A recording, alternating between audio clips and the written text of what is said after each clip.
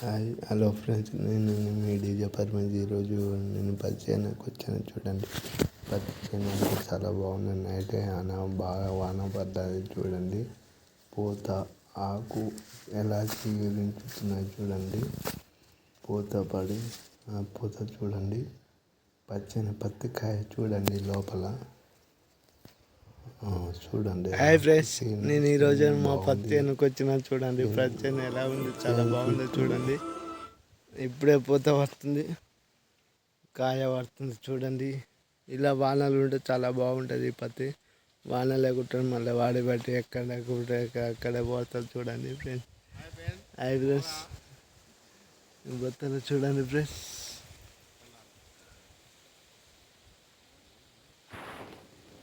అలా చూడండి ఫ్రెండ్స్, చూడండి పెద్ద కాయ బాగుంది. చూడండి, పత్తికాయ చూడండి ఎంత లడ్డుగా ఉందో.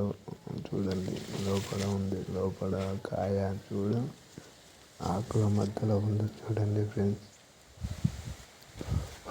కొన్నిటికి ఇప్పుడే పూత పడుతుంది, మరో కొన్నిటికి కాయ పడింది. చూడండి, పూత ఎలా ఉందో. గుట్టల మధ్యలో తాడి చెట్లు, తాటికల్లి ఇక్కడ బాగా. మా అన్న రా అంటున్నాను, నేను రానపో అని నేను అంటున్నాను. చూడండి, పచ్చను ఇప్పుడు పత్తి చాలంట ముందుకు వెళ్తున్నాను. అలా తేటగా ఉంది. ఇక్కడ చూడండి, అంత చాలా బాగుంది. చూడండి ఫ్రెండ్స్, మీకు నచ్చితే లైక్ చేయండి, షేర్ చేయండి, సబ్స్క్రైబ్ చేయండి. ఒక రైతు బాధ ఏంటో మీకు తెలుసు. ఎలా రైతు బాధ ఎన్ని కష్టాలు ఉంటాయి. చూడండి, ఎండకిండి వాళ్ళ తప్పి ఉండాలి. మీరు కూడా రైతు అంటే కామెంట్ రూపంలో తెలియజేయండి ఫ్రెండ్స్. నేను ఈరోజు పచ్చనిలోకి వచ్చిన. చూడండి ఫ్రెండ్స్, మొత్తం ఒక చెట్టు చాలా లోతు, నడుము లోతు అయినా. చూడండి, ఇసుక మొత్తం ఇసుక దెబ్బ. తాటి మధ్య పత్తి చేను మధ్యలో తాడి చెట్టు మలిచింది. చూడండి, ఇక్కడ తాటి కొమ్మ ఎట్లా మళ్ళీ లేక ఈకలు మొత్తం చిగురించుతున్నాయి. తాడి బత్త చూడండి, ఇక్కడ పెట్టేయాలి అని మా తాత పెట్టేయలేదు.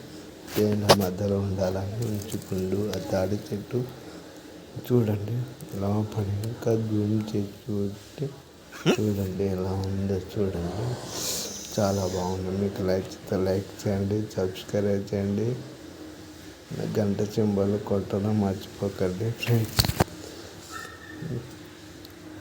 ఇక్కడ చూడండి, అక్కడ ఇప్పుడే మొలకెత్తిన గడ్డి, అది పాలకూరి.